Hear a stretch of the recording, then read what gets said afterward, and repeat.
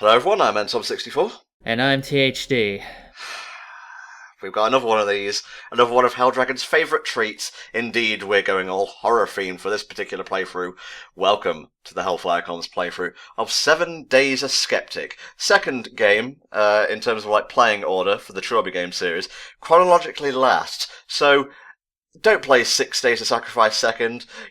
Like with every other, game in the world ever, you play Dark Cloud 1 first, and you think, I'll play Dark Cloud 2 second. Or if you're in the UK or Europe, I'll play Dark Chronicle second. No. If you play 6 Days second, you will get spoiled. So, viewer and buyer beware.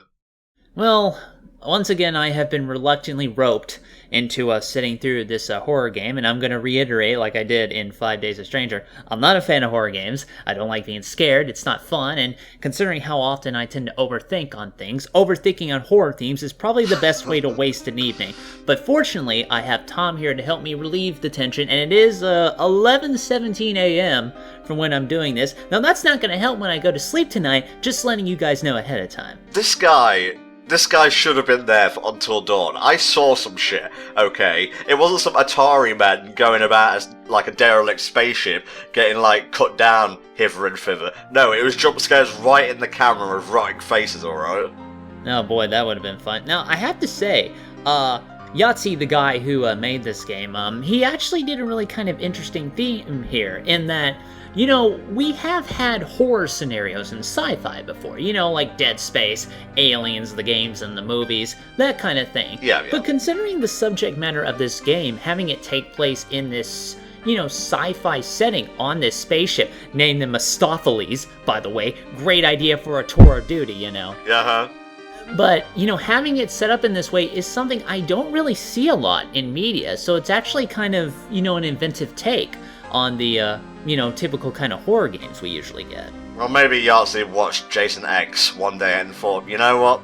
I can do that. So he tipped his trilby forward and began to write. And as he wrote a game whose story is not as good as 5 Days without giving anything away, but setting-wise, it's a lot more fantastical than the Defoe Manor, I'll give it that. I have a feeling it's probably better than the story of Jason X. I'm just going to throw that out there. Well, what isn't better than the story of Jason X, to be honest? But here we go. The guy sitting down is our protagonist, Johnathan Somerset. A little bit different to Trilby in terms of, temperament and whatnot. He can get inside your mind, not so much inside your saves. Well, I would hope that the psychiatrist would know about what's going on in my mind. That is why I pay him, after all. And I suppose you need a psychologist, on these types of, space voyages, especially for, first contact scenarios, because people's emotions are going to be running high, their minds are going to be a complete muddle, and you'll just need that person with expertise to bring them back down to Earth, metaphorically speaking, of course, because they are hovering in space, pretty much. Well, yeah, you are holed up in a place like this. Hell, even the Enterprise had a psychologist that they could talk to. Really, I just noticed it as a whole, bottling up any kind of feelings and emotions you have, especially in a situation like this, is pretty bad for the productivity of the crew. So you definitely want to get that out in a healthy way as soon as you can. We're using sort of the same interface as we did in 5 Days a Stranger, but it has been tweaked slightly. You can basically choose how to interact with an object after right-clicking on that object. And just going to read this straight from the wiki, the 7 Days a Skeptic wiki, so I don't get all mush-mouthed. This eliminates the need to switch between the look, walk, touch, and speak icons in 5 Days a Stranger. Movement is achieved by left-clicking. The game plays out, as you might expect, in 7 days or so. Basically, the interface is sort of a, update based on what later games in the adventure genre in the 90s tend to do. One example that really comes to mind is Full Throttle, where you could just kind of right-click on stuff, and you'd get a little wheel of inventory options. You could talk to stuff, hit stuff, things like that. And that's other stuff that you see in other games, like later Leisure Suit Larry's and things like that. It was more of near the tail end of the adventure game genre. Wasn't that in the special edition of Monkey Island 2 that we played, the whole wheel option? Yeah, I believe so. The originals obviously had the whole kind of LucasArts big ol' interface at the bottom with the different verbs and things like that. I think I don't know if Day of the Tentacle will do that. I'm not sure. Something for next Halloween, I guess, Day of the Tentacle. Maybe. Something, it would be certainly nice, a nice change of pace, something light and comedic. Where there isn't a murderer on a fucking spaceship or something like that. Who says there's a murderer on a spaceship? Oh, come on, what do you think is gonna happen?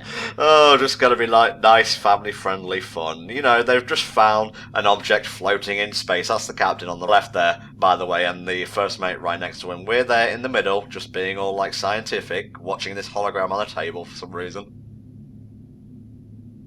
I bet that would make for some awesome foosball sessions. I'm pretty sure they have to use the meeting room for other productive things, right? I love how you say foosball, when in reality your mind was saying Yu-Gi-Oh! Yu-Gi-Oh! Yu-Gi-Oh!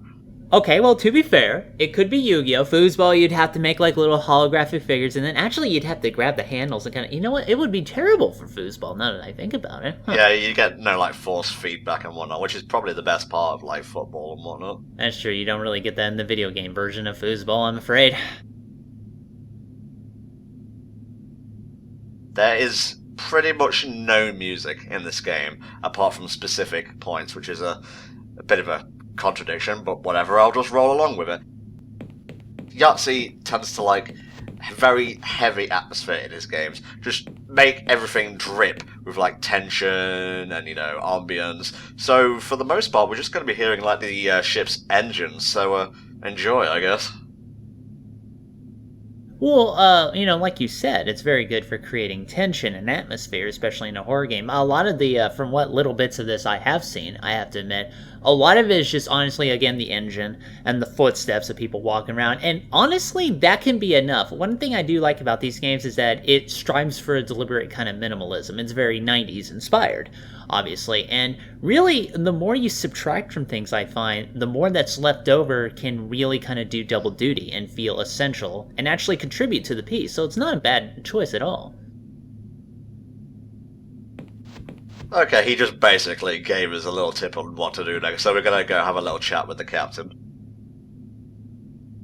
But first, let's have a chat with Serena. She's the helms-woman of the ship. Alright, it's kind of a small helms room, but whatever. It's kind of limited in the whole, because it's based on the room perspective of 5 Days of Stranger, so I guess, again, there are those limitations. Again, sometimes good, sometimes bad, it really does depend. Now, I think she's wearing glasses, judging by the sprite. It's a little bit hard to tell because it's that low-res style. If we were in an adventure game, I'd just use this sprite for you, honestly. Really? Even with the ponytail? Yes, I would not change a single thing. It's perfect. Yeah, please, make sure to change it to where the gender is actually male. Thank you very much. Yeah, there's a... I wouldn't say contention aboard the ship, but not everyone agrees with the captain, who honestly is getting on in years, and he's basically being forced to retire by, like, the Federation and whatnot. That's always sucks when that happens to somebody who clearly likes their job and wants to keep doing it, but I never was really a fan of that forced retirement. I guess it's sort of a way to kind of just make sure that they don't get so old that, like, their decisions are bad or things like that. I don't know. I just don't think it's good all around. Like, Captain, shall we escape or engage? And the captain's just taking a nap. Oh, Jesus. Granddad's asleep again. Yeah, the wacky granddad captain who always gets us into constant binds. I do like the fact that, with us in the role of psychologist, asking people how they're doing and whatnot seems a little bit less contrived than, say, Trilby going about talking to the residents of Defoe Manor. I mean, he was being empathetic there. Here it seems more professional. Well, that's true, but at the same time, you do that too much, even if you are a psychiatrist, and people, think you're getting on their nerves anyway, so you gotta be careful about that kind of thing. You can't just walk into the captain's quarters, so you gotta buzz first. Pizza delivery. Kind of odd since we're on a spaceship, but alright. Jesus, like 30 light years or it's free. Hi, I'm not a secret door. Nah, that's just the bathroom, I think. Okay, I'm fixing to say, because otherwise that would clearly be a secret door in other games. Keep an eye on the monitor in the back. We may be making use of that later in the game. It is. I agree with John here. I don't think it'll work out very well, actually. I love that. Go to the captain. Could you remind us what the mission is? Yeah, I'm a psychologist, not a teacher, It's not my job to remember facts. What do you take me for?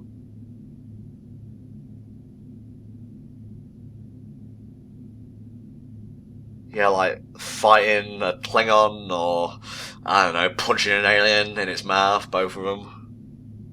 I have a feeling something like that may or may not happen.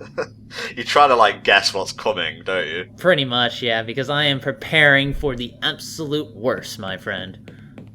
Well, it does have a bit of a slow burn, this game. It's not going to have, like, blood dropping out the walls and, bodies shooting out the elevators right from the get-go, but there may be a few spooks here and there. Well, now I'm waiting for bodies shooting out of the elevator, thank you. I would not be that cliched, come on. I don't know, this is you we're talking about. So here's our elevator system. We're going to go up to the observation day and have a chat with Angela. It's like one of those classic dome bubbles from, like, 1950s spaceship. If you need me, I'll be in the observation dome.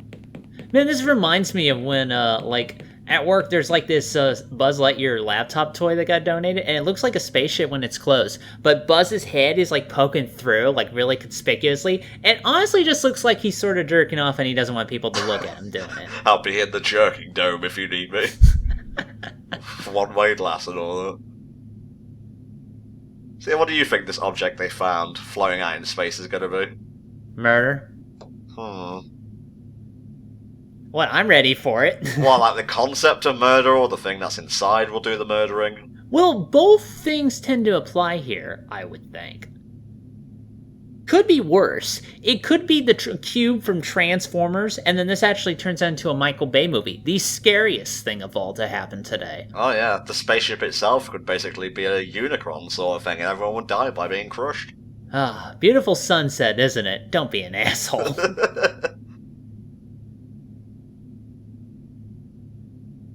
I'm noticing that Angela's got twitchy hands. I'm not sure if that's exclusive to her sprite or not. Oh no, it's a little bit of characterization, I guess. I hope I'm not reading too much into it here.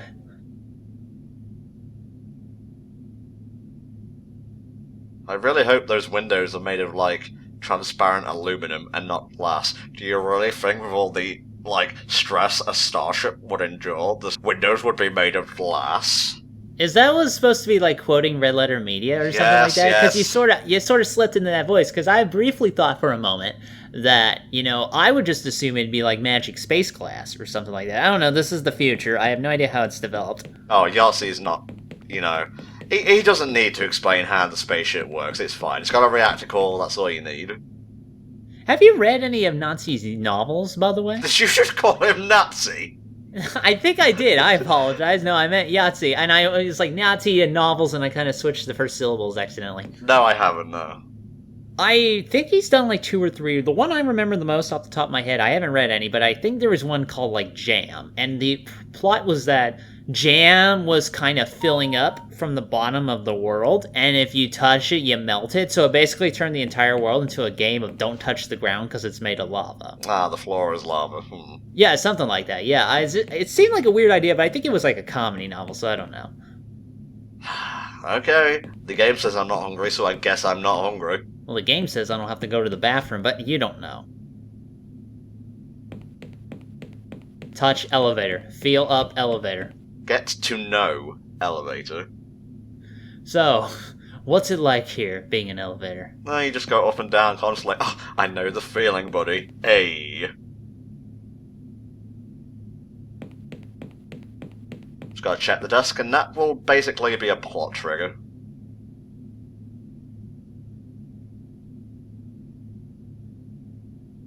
Okay, it's time for a bit of first contact shenanigans. I wish his last name was Somersault, so it could be Dr. Somersault. Dr. Somersault, could you run, I guess, down to the cargo bay? You were going to say somersault, weren't you? No, I wasn't. Run, don't walk, don't flip either. Check the options of the elevator. Oh, that's a healthy noise. That's the reactor doing its reactory thing, it's fine. Yep, that's a reactor core. What's powering the ship? Don't know, don't care. Moving on. That thing needs to be oiled, clearly.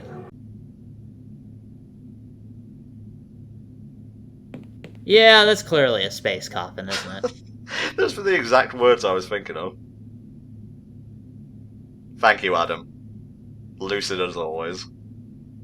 And Amazon relies on really desperate measures in the future to deliver your stuff. Oh, just, here's the space coordinates, shoot it out. Ba-tung. Shouldn't we be wearing, like, hazmat suits or something for this? No, there's no radiation. Well, that doesn't mean anything. What if it's like space radiation that you can't normally detect? Look, initial scans show no radioactivity. Alright, I'm just saying, it's a little bit evil.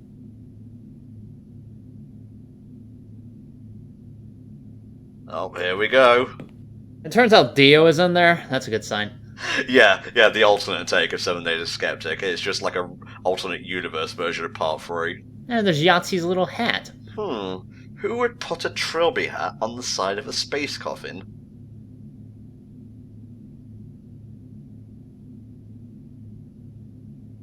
Even worse, it got buried in 1997. This must be the Nickelodeon thing they buried, and now we can finally unearth it. You know, the time capsule? Oh god, it's Nickelodeon Gak. It's gonna come out and kill us all. It's probably mutated into an organism by this point, yes. No, we can do it! What will possibly go wrong? A cut to everyone dead, just like a Gilligan cut. The captain's clearly just had enough of this shit right now. He's just going through the motions, going back to his, like, safe space for a gin or two.